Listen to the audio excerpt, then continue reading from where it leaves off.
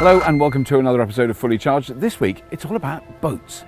We're going to be messing about in boats, but not boats that go dugga-dugga-dug. No, boats like this, really quiet electric boats. I know I've got to press this button, but I don't know what it does. Oh,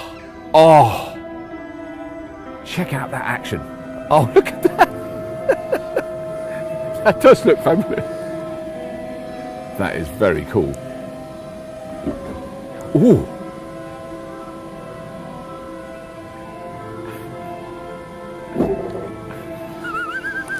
It's an electric boat. God, it is so. I think I was expecting a sort of rowing boat with an electric outboard. Right. This is a little bit more upmarket, isn't it? Wow, it's beautiful. Classy. It's beautiful. Yes. Wow. Very classy. Oh, there's a cabin in there. There is. There's a 23-foot sea for cabin. So there is Look at that. Little day cabin. Oh, it's cute.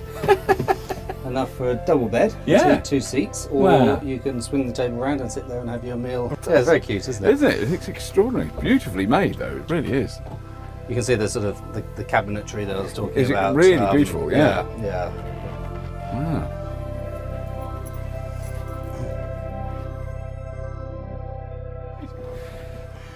So, wait a minute.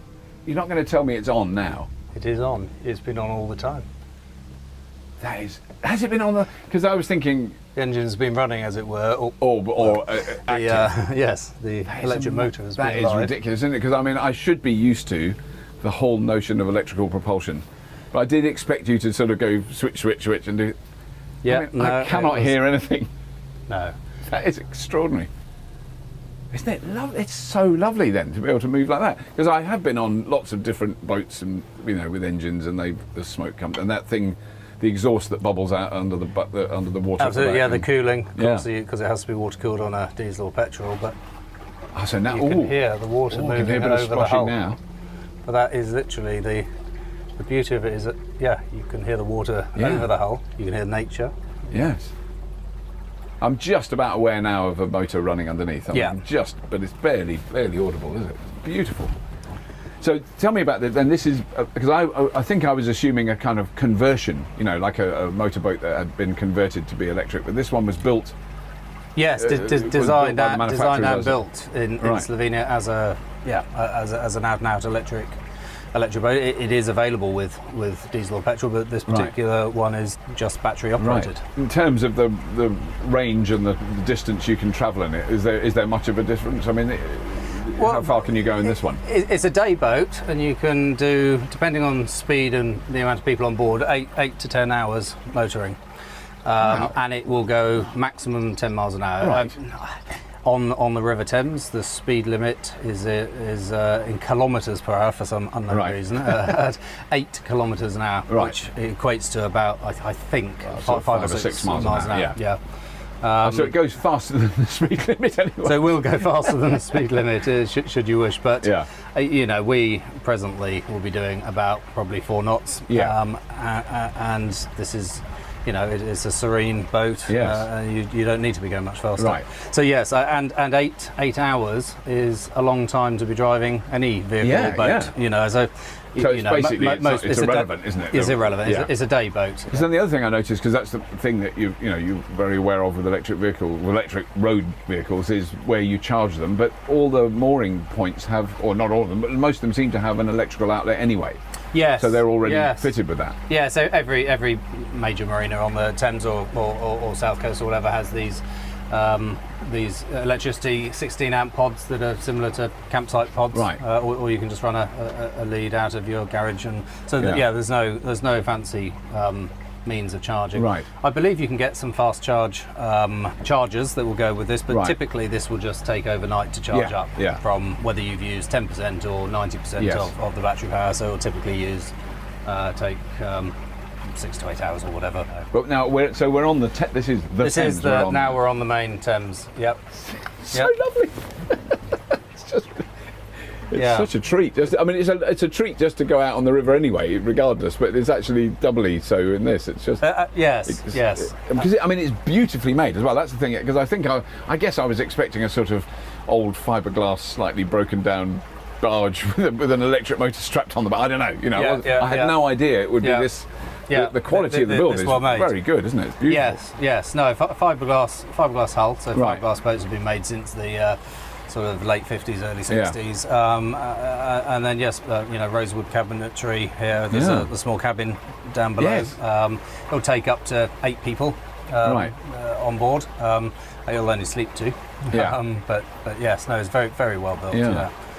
And so you've been at the Henley Regatta. Did you take this down to that? Is that where yes, you've been we did. We were displaying it because it's only just hit the Thames as a new boat from Slovenia.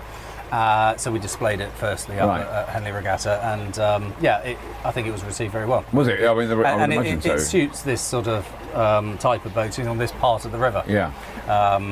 The more tidal you get a different type of boating.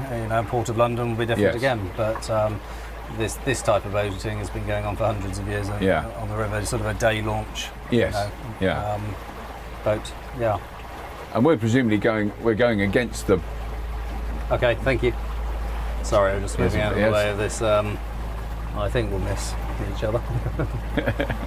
But so the flows are going against us the way we're going. It is going against us. So it's flowing from Lechlade up above us down to London behind us. So yes, we're going against the flow, which will only be running at a couple of knots at the moment.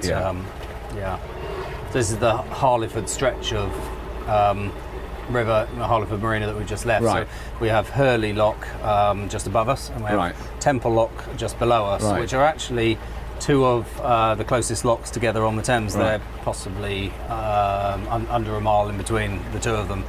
So it's not actually a massively long stretch in between the 2 locks, but it's a beautiful stretch. Oh, is that a restaurant, this boat? It is. It's a barge that's been converted into a restaurant for the estate here. It's so relaxing, isn't it? I just, I'm not even thinking about anything. It's just nice to pootle along. We sell boats, as you probably see up here, anything from 45, 46 foot motor cruisers with twin screw diesels, down to rowing boats. But this boat I'm particularly passionate about because it's different, and I just. I have a few analogies which I probably wouldn't tell the buyer of a twin diesel screw that will do 50 knots and consume an awful lot of diesel and whatnot. But there are many here that come down, and I liken it to like if you have a Ferrari that's £100,000, but you drive it down the M4 between junction 10 and 11 every Sunday, the same stretch at 4 miles an hour. Yes. And that's in effect what they're doing with the majority of these boats. because they're not allowed to go that fast. They can't go that fast anyway. It takes you 2 days to get out to the Port of London, really. So I don't think they're suitable, for the purpose of cruising the river. I think something like this is.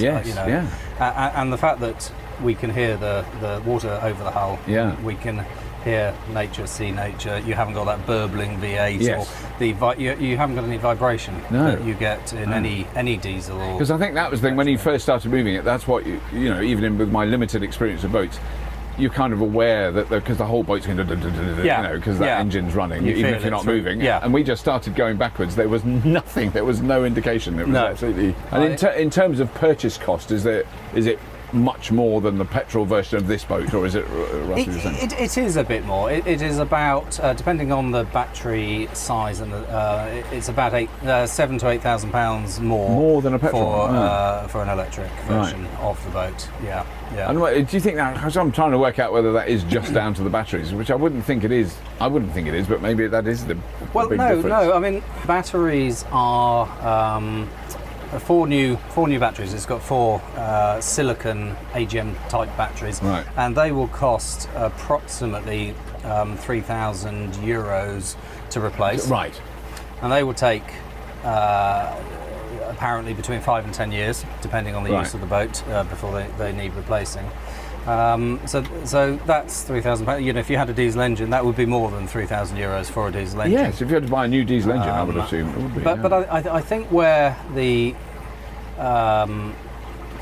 pointers are for ongoing maintenance, etc. I mean, in very simple terms, you don't have to maintain the electric motor on this. Right. It's underwater with hanging off the bottom where the propeller is. It's water cooled. Oh, wait a minute. So the actual motor is outside the hull of the. Yeah. Oh, is yeah. it? Wow. It sticks down through the bottom, and it forms. It looks like a torpedo hanging off the bottom of the boat with a. And is that what steers the boat as well? And it's what steers the boat as well. So when I turn the wheel, it steers. That's what so you haven't got a rudder then behind not a separate rudder. No, the screw, right? So it doesn't need any other cooling, basically. So it doesn't need it. Yeah. So one good thing is you don't need to winterize it in our winters. You can use the boat throughout the winter. And then service costs. Within every 5 to 10 years when you replace the batteries, you perhaps ought to look at seals and bearings on the electric motor, which are negligible. But if you were to service a diesel engine of a size that would go into here, it would be approximately £400 every year service cost. Right. And in 10 years, in effect, when the battery runs out on this boat, that's £4,000. You've got £4,000. And you're replacing your batteries in 10 years at the cost of €3,000. And it's quite possible in 5 or 10 years they'll actually be cheap. I mean, the one thing that is I know is the cost of batteries is falling. Is it? Oh yeah, very much so. Right. Yeah. Quite. I mean, in the last 5 years, lithium-ion. This is specifically remarkable drop in. Right. Because they're making more of them, and there's a much bigger demand, so they're ramping up production, all that sort of stuff. Of course, yeah. I know the other one is what about actual fuel use? You know, if you drove, you all know if you pilot a boat for 8 hours with a diesel engine, I don't know how much fuel that uses. I mean, I would imagine a boat of this speed and size is not going to be that much. Negligible, but there is a cost. I mean, we have been told that to charge this overnight, for example, will cost from a virtually flat state would be approximately £2.50. Right. But you would be using more than £2.50's worth of diesel to do the same distance. Would you? Definitely. You would, right? And I think the key thing is that after your 5 to 10, let's say 10 years, when you replace the batteries in this, if you had a diesel engine, serviced it for 10 years at £400 a year, that's £4,000. You ultimately still have now a 10-year-old engine with worn out parts, or worn parts. Sorry, not worn out, in a diesel engine, and you have a 10-year-old engine. Yeah. With this, you in 10 years you put new batteries in, and you now have a virtually new boat. Yeah. You may perhaps do the bearings and the seals on the motor, which won't be very expensive, and you've got a new boat. Yeah. And the next 10 years the same happens. Right. And of course, as you say, if the battery cost decreases, then so be it. It gets even cheaper. So the geese got out of the way. I don't think they knew we were coming. Sorry. No, sorry. Egyptian geese they are. Egyptian geese. Would you like to have a go driving it, Robert? Oh well, yeah, I would do. Yeah. Okay. I shall. I don't think I should drive into the mooring. I think that would be a bit dangerous. Okay. Oh, how cool is that? Oh. So, just gently push the throttle lever forwards. I'm suddenly not relaxed. I can feel now. You feel the I've power got a bit of turn. So you need a bit of power to be able to. It's fairly obvious to give to be able the to turn steerage. it. You do. Well, now I'm going a bit too far. You can see the gauge in front of you is showing a power that one there. usage thing. So you've got the first half of it is green, and as you increase the red, I see, it goes yellow, and then goes into red, and it shows you the amperage of power that you're using. And is that the battery level, the other one? On the right-hand side, so it's probably showing 100%. It's showing 100%. We've just left the mooring, but yes. If you push it through, if you just go straight through, go straight down. Most of that is the motor rather than the vibration. Right. But you've just picked up the vibration on the way through. Right. But this is your 10 miles an hour, your maximum Yes, we're breaking the speed limit. Yeah. There'll be people writing letters. Get into that mooring. So shall I turn it round that way? Yeah. Is that all right? That way will be fine. Now, I've also to know if anyone's coming behind me. No. I think they're not. Right hand down. Oh yeah, there we go. Oh my God. That battery gauge is very interesting because, we've not been going that 25, 30 minutes we've been doing it, but it hasn't gone down a notch. No, I think you'll. We could be doing this. We could be doing this for hours and hours before you saw anything. Yeah. So it gives you great confidence actually when you're skippering it that you.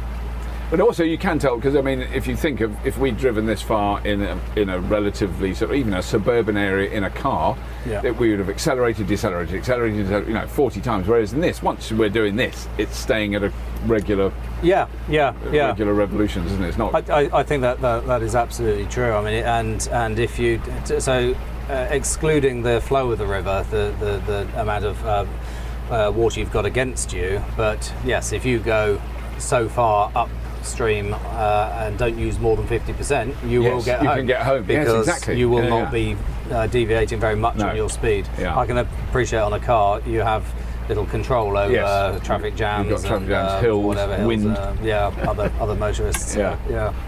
No, it would be great. I want to turn the M4 into a canal. It'd be great, wouldn't it? That'd be lovely if everyone travelled by boat. It would be. Yeah. It'd be a great way, wouldn't it? I'm going to let you take her into the mooring. Okay. That would be very embarrassing to hear a sort of crunch of expensive fiberglass against concrete. I don't want to be responsible for that. Shall we swap over when you're ready? Swap it, Okay. Driven an electric boat.